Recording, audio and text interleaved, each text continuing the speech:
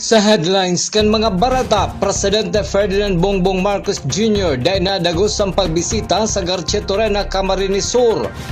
Publiko, may kanya-kanyang masasabi sa sahot na subot invelto sa illegal na droga si Presidente Bongbong Marcos. Mga police asset kang Naga City Police Office na na-invelto subuot sa illegal na droga, nakakulong na. Naga College Foundation Tigers Men's Basketball 7-0 sa elimination round kang United Collegiate Championship League Season 19. Uy ang mga bareta sa aldaw na ini. Ako po si Ja Maika Angeles. Mga barangay officials kang Naga, apat na aldaw na maatindir sa Basic Incident Command Course na pinagpreparar kan City Disaster Risk Reduction and Management Office. Ang detalye sa report ni Christine Reyes. Sa laog nin apat na aldaw, tatawan kan City Disaster Risk Reduction and Management Office nin Basic Incident Command Course sa mga punong barangay kay iba na ng sedang personal na nakatutok sa disaster response. Obheto kay ni na ma-improve pa ang kaaraman kan barangay kung ano ang dapat tindang gibuhon sa panahon na may raot din panahon para sa idang mga residentes sa barangay. Susog kay CDRMO Head Reyno Rodriguez, kabali pa sa idang pinagmamaawot na magkaigwan ng mas tultol na komunikasyon halis sa Communications Center kan syudad, pasiring sa mga barangay. Sa paay ka nasabing training, mas handa asin sigurado ang mga barangay officials na iyang matabang sedang nasasakupan para mag-evacuate tulos, bit-bit ang sedang mga importanteng gamit. Part po kang pag-improve po kang CDRMO, iyo ang i-capacitate ang mga tao. Ang mga empleyado po kang syudad. Kaibahan po ang Barangay Disaster Risk Reduction Management Council. So as a result po, ngunyan pong aldaw, apat na aldaw po inigigibuhon ang Basic Incident Command Course kung saan ito po mga punong barangay plus itong kagawad in charge for the RRM. At the same time, si mga pigpipili po na mga interesado na maabot po mag-contribute sa syudad, especially kapag may raot ng panahon. Dagdag pa ni Rodriguez, kaipuhan na magkaigwan ng pagkakaintindihan ang lokal na gobyerno kan Naga asin mga nasa barangay para mas tama ang sedang gigibuhod asin malinaw sa lambang saro ang importansya kaini. Basic din po kaya, pero ini po kayang training na ini dapat inagihan or na-experience na ninda ini. Tanganing, pag nagtaram po sa syudad, the same po ang wavelength, the same ang pagkaintindi ninda. Sa proseso po kaya, tama man ang paggigibo ninda, pero mayo po duman sa tamang norm katong ano ang term kayan, paano yan ginigibo sa konteksto kang OCD. So kumbaga sa may nota na, dati widow, so pareho ang tono, pero mas tama po dapat na nota ang pagbabasehan tatanganin, kumbaga scientific ang approach. Ang training na ini ang bako lang para sa mga opisyales kan barangay, kundi para sa gabos na interesado na maging volunteer sa pag-rescue o magtabang sa grupo. Para sa Jaran TV 48 Naga, Cristina Alcanzo Reyes, Newsbreak. Mientras tanto, apwera kan kadagdagan ng personahin makakatabang sa panahon ng kalamidad, importante man subot na magkaiwan ng early warning system ang syudad. Susog kay CDRRMO Head Reyno Rodriguez, halat lang ninda ang pag-approve kan sangguniang panlunsod para magkaiwan ng dagdag na pondo. Sa paagi kan early warning system, madaling maaabisuhan ang mga nasa flood-prone barangay kan volume kan ura na ibabagsak para tulos sindang makapreparar asin makaebakwar. Ito ang pinaka-importante po sa tuon yan, itong magkauga po itong early warning system. Si early warning system po ang around mga 18 to 20 million siya. Pero po pag na-approvean kang sanggunian, na-approve na po ni kang CDC, nag-alat po kita ng 10 million para kung dai man mangyari ngunyan na 2026. So another 10 million 2027. Pero nagtutubod po ako, magkakauga po kita ng additional fund for this. Kasi ini po ang saro sa mga pinakakaipuhan ta na bako lang po itong pakatapos kang uran na araman ta si volume kang uran. Mas importante po siguro na bago magbagsak ang uran, aram ta na kung perang volume ang pwedeng magbagsak. Tanganing mas proactive po ang hero. Ang ito po kayang after kang uran, manamang kitang maginibuta, nagbagyo na o nagbaha na. Pero po kung before pa, so itong 3-hour lead time para sabihan ta si mga tao na magpreparar ta halimbawa may localized thunderstorm na 60 to 100. So ang basehan ta kaya po permi kita nagahagad ning report sa mga barangay ngunyan tanganing sinda uga mismo sinda ning kumbaga measurement na pag sinabi kang syudad na dapat pag-asa po ini pero since Mayo po sinda katong sensor igdi sa may parte kang Naga City, mas ano po ni mas specific. Padagos sa mga bareta. Pabor siligan ng mga barangay president as in ex-officio member kan sangguni ang panlunsod kang Naga, Corazon Peñaflor na ibugtak ang hydrogeological map as in flood hazard map sa mga barangay kang Naga. Sinabi ka ini, dakulang tabang ini sa indang pagplano para mapaghandaan ang maraot na kamugtakan kan panahon. Ang pagbugtak ang mga hazard map kan syudad sa mga barangay, ang plano ni Naga City Mayor Leni Robredo. Dako lang tabang po diyan sigurado ako 100% dahil para po maprograma na po ang mga dapat ming gibuhon asin mapaghandaan ang gabos na mga bagay-bagay na dahil pa nag-aabot ang kalamidad kami po preparado na. Sa iba pang bareta, patrabaho sa Plaza Quezon abala sabi kan City Engineers Office. Mga nagtatrabaho nagdikit subuot imbis magdakol. Ang detalye sa report ni Melvin Machado. Actually, di ko nakakaulay si contractor. Ang pigsabihan ko si assign sa City Engineers Office na assign siya sa mga DPWH projects. Sabi ko i-request na i-update kita. Pigsabihan ko din ang DPWH na i-update kita. Tapos sabi ko dapat mayong space na mahuri pa yan. Dapat fiesta next year. Magamit na yan. Ini ang naging simbag ni Naga City Mayor Leni Robredo matapos hagadan in update sa patrabaho sa Plaza Quezon. May paglangkag naman sa tunog ang alkalde asin pagmaot na matapos tulos para magamit sa masunod na taon. Sa monitoring na pinagigibok ang City Engineers Office sa pamamayo ni OIC, City Engineer Elmer Albo, nanotara ninda na imbes magdakol ang trabador, garo nagdikit pa, inisataw kang sedang pagpapaabot in obserbasyon sa DPWH. Nakubanan man subot si Engineer Albo matapos sa magluwas sa accomplishment report kang DPWH na 43% na ang natatapos sa patrabaho apisar subot na haros mayong pagbabago. Sinabihan man subot ninda ang DPWH na baka kabali ini sa pinag-freeze kang gobyerno kaya maluya ang patrabaho kang Centerways Construction. Last week po, nag-meeting po kami kang DPWH si contractor as in si ano man po kang mga UAP, representante. Natuyaw nyo po nga nita, nag-presentar po ang DPWH na ang accomplishment na po da kang plaza is 43%. Medyo nakubanan kami sa accomplishment nila. Kung tano talang ka. Nahiling po baga nindo, ang patrabaho kulang. Kaya nga ni, prior po kaning meeting kang last week, nangako na po sila na dadagdagan po ninda ang personahin ninda na para mapadali ang patrabaho. Pero sagkod baga si Oriming meeting, mayo mambagan, imbis na magdagdag, nagbawas nga silang tao. Pero nagpromise na naman po sila na sabi ninda, papakarayo na po daninda yan, proyekto ninda. Pero sagod mo niyang garuma pa kami nahiling na pagbabago duman sa area. Kinumpirmar pa man ni Engineer Albo na may 13.9% slippage na ang proyekto o pagkakaabala. Pag nakaabot sa 15% ang slippage kang patrabaho sa Plaza Quezon, pwede na subot i-terminate kang DPWH ang kontrata sa Centerways. Alagad, syertong mahaloy na naman ang proseso sa pagpasa kaini sa bagong kontratista. Sa ngunyan po, ang reported nga ni sa MOYA pa, base po duman sa dokumentong pigpiling sa MOYA, 13.9% ang slippage. Sabi mi nga ni baka madali na sinasta 15% na pwede nang i-terminate kang ahensya. O baka dahil mi lang isit dahil si dokumento sila nagigibo. Pero sa pagiling ta kulang talaga si patrabaho. Pero walang sa accomplishment report na ginito. Ang sabi po ninda February 28 or first week of March. Pinaglinaw man ni Engineer Albo na solamente monitoring lang ang obligasyon kang City Engineers Office sa patrabaho sa Plaza Quezon. Para sa GNN TV48 Naga, Melvin Machado, Newsbreak.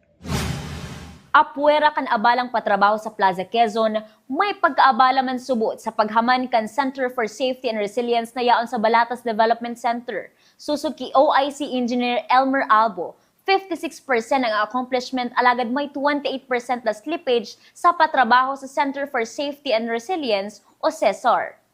Ang accomplishment po ninda is 56. 56% na. 28 na yung slippage din. Abala na po, pag sinabing slippage, abala na po. 28%. Iyan po yan, base po dyan sa, direktiba po ng DPW.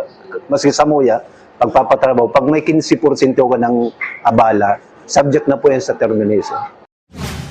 Sa kasumpay na Bareta, bulan kan Agosto ngunya na taon ang huring pakikipag-ulay ni City Councilor Aris Macaraiga sa mga taga-DPWH kasumpay kan patrabaho sa Plaza Quezon. Sa bulan kan Pebrero o Marso sa sunod na taon ang target na matapos ang patrabaho. Alagad huli kan maraot na kamugtakan kan panahon, posibleng bulan na Abril na subuot ini matapos. Idinagdag pa kan opisyala, Mayo nang nagsunod na report ang DPWH sa estado kan patrabaho. Para kay Konsehal Macaraig, dahil pwedeng duwang sunod na taon dahil magamit ang Plaza Quezon, huli isa na sa abalang patrabaho. Si Urimi pong urulay kang nakaaging August, yata yun, with the regional office and the city engineering office. Nagsabi sinda na the target date ninda is around February or March. Di sabi ko, gibon na nagayod April, May. Tangarig mas sirisigurado. Given the circumstances na siging bagyo, tapos garo dakulon nga ning mga delays, okay man sa inda. Pero ang pinaka-target talaga is, ano si program ninda daily na na-accomplish. Naku, tati report man nila sa MUYA. Ay, monitor mi din. Kung on time pa din ba, are we still banking on the February, March, or April, May? Dahil sabi ko sa inda, masakiton ang magfiesta na Mayo ang plaza. Grabe ang adjustment sa city government. Tapos, at the same time, si mga tao, dahil naiintindihan ang nangyayari. Ang tao kaya, ipaintindi mo sa inda ang information. When you're transparent, they become part of the solution Tapos they minimize blaming dahil they are informed. So we are not informed. Paano pa magiging informed ang public? Sa iba pang issue, naobserbaran kan grupo ni City Councilor Aris Macaraig na dakulang tabang ang pagputol kan mga sanganin puunin kahoy o rugna kang nagpamati ang bagyong uwan sa Naga. Huli ka ini, mapasarsubot ng ordinansa si City Councilor Macaraig na kinakaipuhan na gabos na barangay sa syudad ang magtabang sa pagputol nin sa kakanpuon nin kahoy asin kaipuhan na may sadiri man na chainsaw para marikas ang pagpatrabaho. Ipinagirumduman ka ini na kaipuhan na nakaregister ang mga chainsaw na gagamiton asin tatao ang magamit para makaiwas sa disgrasya. Nag-work man po si trimming ta. Dakul man ang na-save ta na trees sa trimming. So, ang next step ta po is gibong practice na ang trimming. And kinaulay ko po din si Mayor about this. Sabi niya, much better if ordinance ang trimming of trees kaysa executive order. So, mapanday kita ko na ning ordinance na ang tigta-target is from July, August, September makapag-trimming of trees regularly ang gabos na barangay. And gabos na barangay, dapat equipped man siya kang chainsaw. And ang chainsaw, for your information, dapat tigre-rehistro yan. Maanggutan kita kang DNR pag dahil siya rehistrado, nasa batas yan. Pati si nagagamit, dapat din tatao and registered. So every barangay, dapat igwa ka yan. Loaded na mareang City Environment Office ta iyo lang ang tigaharagadan pirming ayuda pag mapat chainsaw. Sa samuyang pagbabalik, mga asset kan PNP Naga na subot na inbuelto sa ilegal na droga, nakakulong na. Yan ang siniba pang nangyayang na tabareta, digilan sa GNN TV 48 Naga, Newsbreak. Tanga diri ko nababay na GNN TV 48 Naga. Kalma! Lumipat lang ang GNN TV 48 Naga sa channel 48.1. What? Direk, ang simple lang ng solusyon dyan. Kunin ang remote, pumunta sa menu Setup o Settings, at hanapin at pindutin ang Scan at hintayin. Then, boom! Balik na si GNS sa Channel 48 mo. Para sa mga balitang nanguna at napapanahon, At sa mga programang swak sa panlasa mo. tutok lang sa GNN TV 48 Naga, Bida ang Bicolano! The future is a race. At Naga College Foundation, we don't just keep up, we set the pace and we change the game. College of Business and Management, where ideas grow into enterprises. College of Teacher Education, shaping minds that shape the nation. College of Health Sciences, where compassion meets innovation. College of Engineering, designing solutions that redefine tomorrow. College of Arts and Sciences, fueling creativity, culture, and connection. College of Accountancy and Finance, empowering the economy through mastering numbers and markets. College of Criminal Justice Education, protecting communities with excellence and integrity. College of Computer Studies, coding the language of the future. And with NCF micro-credential programs, you don't just wait for the future, you leap into it. Gain and demand skills fast, short, powerful, and flexible. Designed to fit your life and fuel your career. 8 colleges, endless possibilities, and micro-credentials to keep you ahead of the game.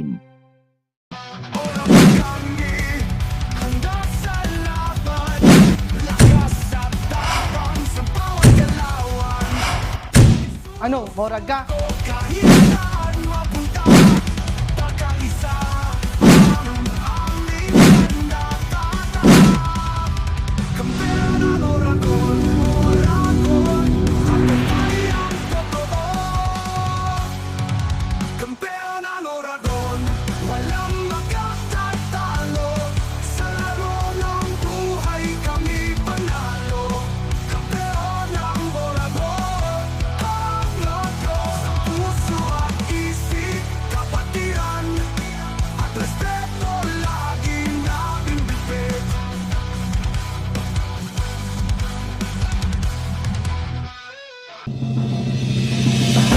Pagkaibahan mo yan sa custodial facility pasado alauna yung Major League pagkaalam ng sultan. Sinabi ng President ang exemption sa restriction. Newsbreak. Paglangkaw kan mga rekado sa Naga City People's Mall, may epekto man sa presyo kan kada takad sa mga panira sa mga karinderya sa syudad ning Naga. Ang detalye sa report ni Cristina Valenzuela. May nagkakapirang produkto sa Naga City People's Mall. Ang liwat na naman luminangkaw ang presyo.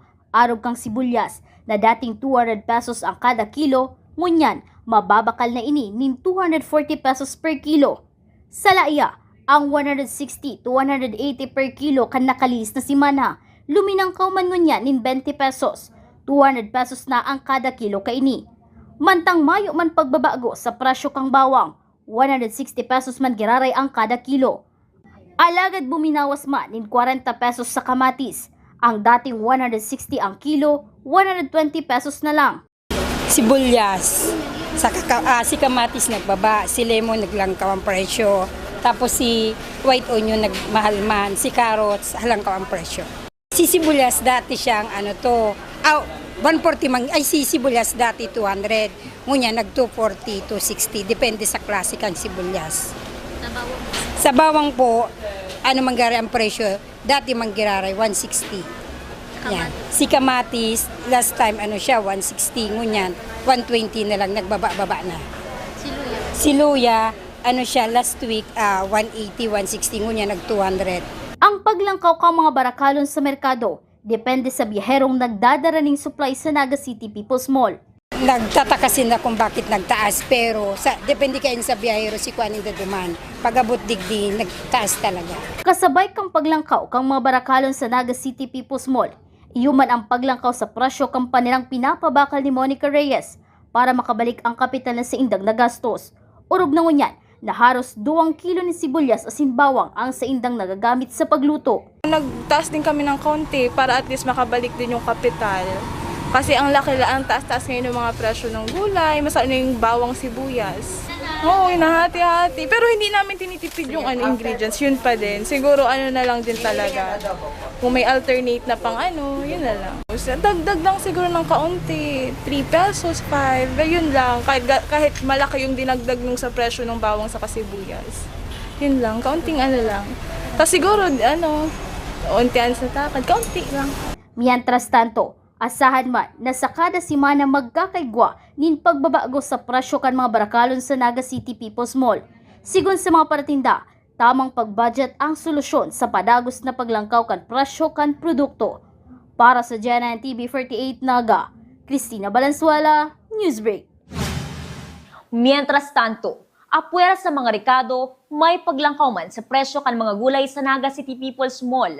Ang sitaw na 260 pesos, ngunyan 280 na ang kada kilo, hala sa 200 pesos. Sa Petchay Asintalong, ang dating 200 pesos, 240 naman ang kada kilo kaini. Sa Marigoso, 260 hasta 280 pesos ang kada kilo. Mantang 80 pesos man giraray ang kada kilo kan repolyo asin 200 pesos sa carrots. Sigon kay Rosemary Abenal, ngunyan lang na si Maniliwat naglangkaw ang mga presyo sa gulay na ikinabigla kan mga parabakal. Si mga native na gulay, kagaya kan sitaw, dati lang siya, 200, ngunyan nag 280 to 260. Si repolyo, okay magari ang presyo. Ngunyan si repolyo 80, si carrots 200. Ngunyan na week lang. Ngunyan na week. Ang iba nagtitingi, ang iba per kilo. Si kaya lang kang budget, yun lang.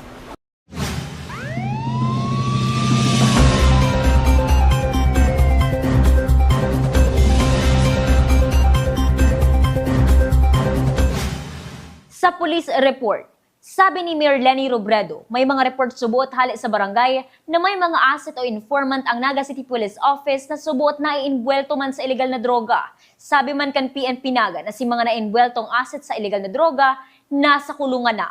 Ang detalye sa report ni Cristina Valenzuela. Saro sa dakulang problemang inaatubang kang syudad ning Naga, iyo ang pagdakul kan bilang kang mga naiimbwelto sa illegal na droga. Sa pahayag ni Naga City Mayor Lenny Robredo, sa iyang sinabi na may report na ang mga asset kang PNP, iyo ang pinoproblema kang barangay sa syudad. Sabi ko na iyan number one priority. Iyan ang number one priority. Grabe ang problema ta sa drugs tigdi. Daw ang City Hall mismo, nagkaigwa kaming assessment tigdi ang pagmati ko talaga not doing enough. Nakukulangan ako maray sa programa kang syudad pag-abot sa drugs. Pag enforcement kaya PNP yan. Pero dapat si synergy kad si trabaho kang PNP sa City Hall maray. Gulpi na akong parasang information kay Colonel Fariñas.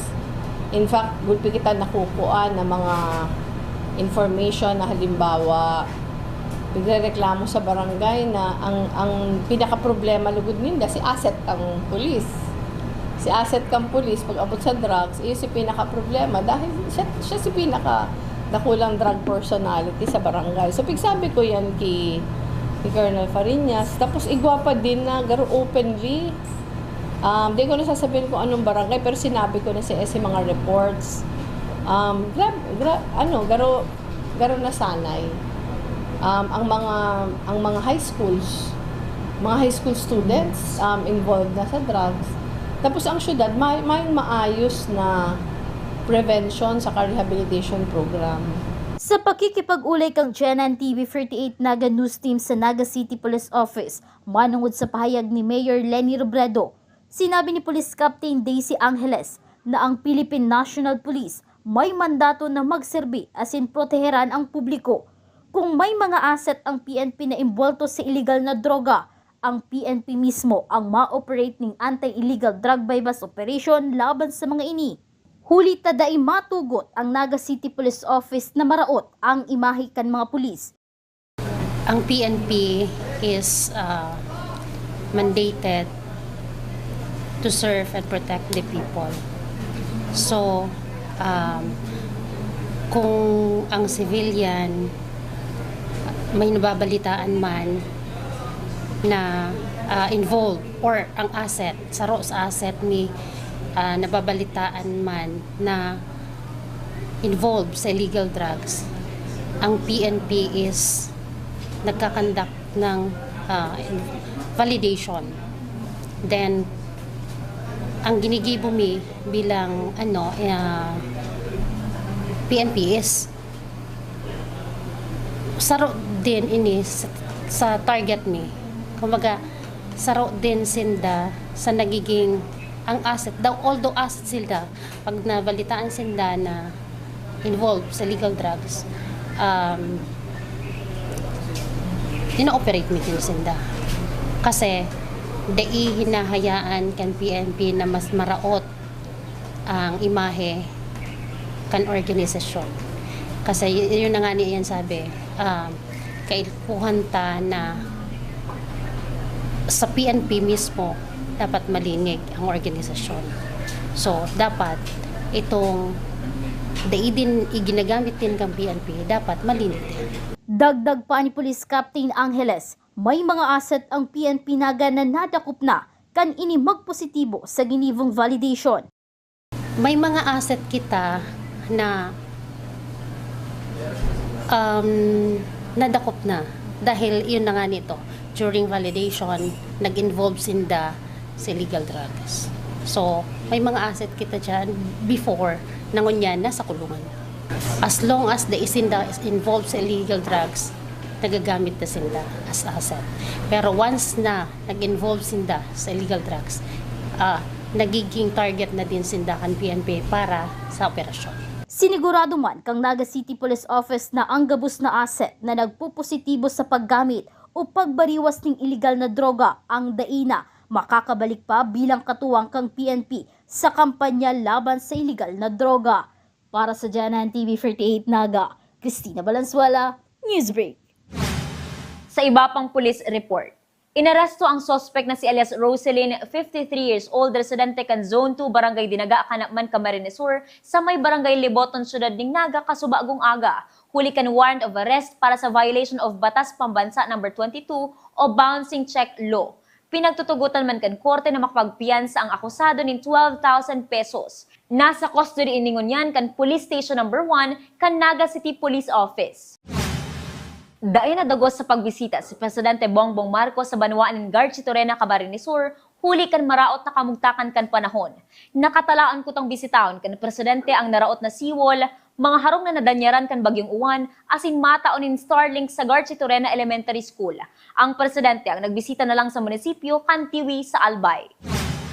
Sa iba pang bareta, naging dakulang bareta sa lado nasyonal ang naging pahayag ni Senator Amy Marcos na subot inbuwelto sa ilegal na droga si Presidente Ferdinand Marcos Jr. na sa iyang tugang. Ang satuyang mga kababayan may kanya-kanyang masasabi sa isyong ini. Until na wala ka naman ebidensya, hindi ka naman makapagsabi na totoo, hindi. Diba? Mahirap mag haka-haka lang. Basta't ang masasabi ko dyan sa mga Arog Parents, yung mga ginagawa ng korupsyon, kailangan maibalik sa taong bayan. As youth, hindi tayo naniniwala sa sabi-sabi lang. So, kailangan natin magkaroon ng valid na ebidensya para kung sakali mang totoo man ito, duman ito sa tamang proseso. Alam mo, sa totoo lang, si reaction natural sa politics yan. Kahit magka-blood ka, magkadurugo ka mo, pag abot sa politics, rarautan. Yan. Pero sa isang banda, pagkatapos naman ng magkakamag-anak pa rin yan. Politika lang, pero pagka wala ng magkakamag-anak yan, sararo yan, pamilya yan. Ang masasabi ko lang sa sinasabi niya, tugang niya, dapat di siya nagtarang. Kumbaga, ang pinag-urulayan itong tungkol duman sa sabing truck barrel. Dapat duman lang. Yun yan, nagtaramtang araw ka, di din place itong inotapig urulayan. Yun lang yun. Pero tugod ka mo, ma'am, na si BBM, President Bongbong Marcos, nagagamit na illegal. Ay, dahil ako nagtutugod ko yan. Kung ano nga niya ako, baga sabi ko ito, dala niya lang ito pang emosyon. Mientras tanto, sa kontrobersyal na pahayag ni Senator Amy Marcos laban sa sayang tugang na si Presidente Bongbong Marcos, nagtauman kan siyang reaksyon si punong barangay Corazon Peñaflor kan Kalawag manungod sa isyong ini. Sa kuya po medyo negative kasi dapat yung sa society kan siyang tugang na kaipon siya sa mga kadipisilan dapat ang sarong tugang na po nagaando yung sa tugang niya. Mas magabat ang dugo kaysa duman sa amiga. Kaipon po niyan tabangan yan siyang tugang. Mabala na po sinda. Sa iba pang bareta, Katakod kan Children's Month ngunya na Nobyembre, nagkapirang aktibidad man ang pinagpreparar kan LGU Naga.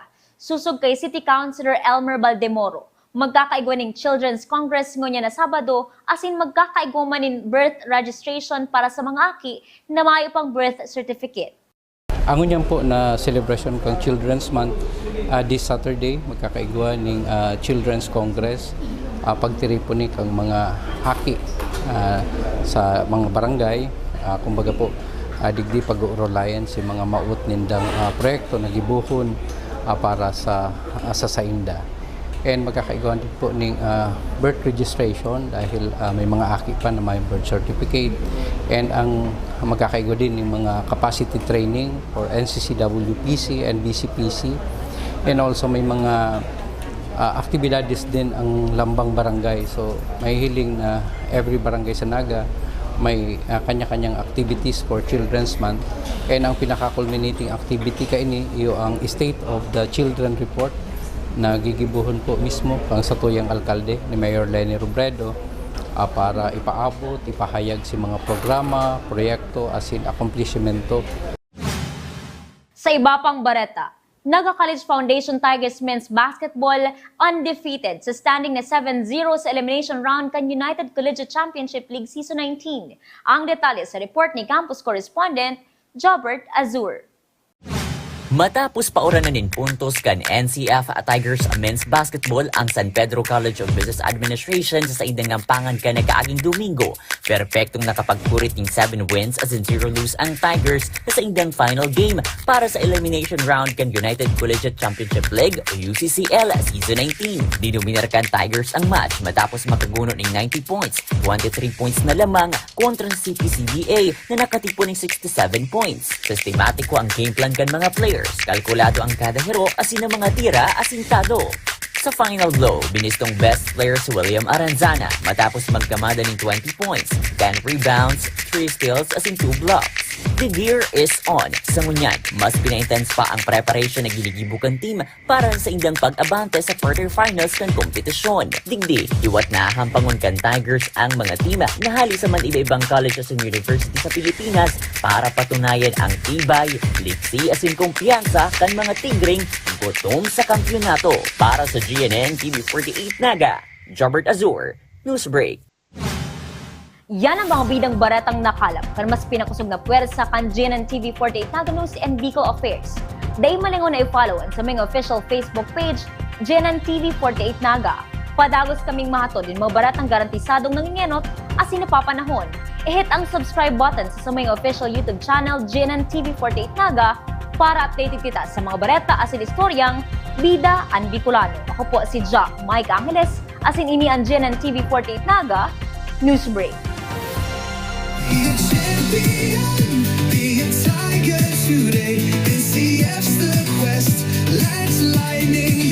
At the Naga College Foundation Basic Education Department, we provide an environment where innovation is nurtured and resources promotes collaboration and discovery. Our students benefit from hands-on learning in cutting-edge science and technology laboratories, bridging theory with practical application. We maintain a supportive institutional framework, ensuring a safe, clean, and academically focused atmosphere for every student. Beyond academics, our comprehensive facilities, including sports, develop leadership, teamwork, and discipline. NCF is proud to be a LASSO accredited institution, a recognized mark of excellence and high-quality education. This is Naga College Foundation Basic Education Department. Changing the game. At NCF, we're all about that holistic grind. Hands-on training, real-world experience, and affordable education that gets you industry ready. Shoot to edit, dito from concept to screenwriting. From shooting to editing to actual broadcasting, NCF was the first and the only school that has its own operational television and radio stations. No boring stuff, just real skills or the real world. Jika na ba?